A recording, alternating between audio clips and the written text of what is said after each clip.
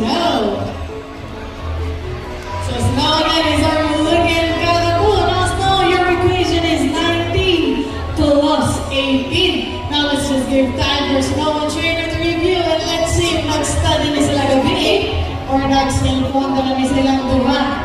O, yung kailan binilduha nun. Okay, Snow. Mas para Snow. Okay, Trainer is not ready. Alright, Snow. Now solve the equation for us. And Snow grabs number 3. Now did Snow pick the right number? Alam ako ba? Did Snow pick the right number? Yes. Yes, now Snow finish your answer up to the second number. And there you go, Snow grabs number 7. So 19 plus 18 is equals to 37. I'm gonna round of applause for Mad Wizard. Snow. So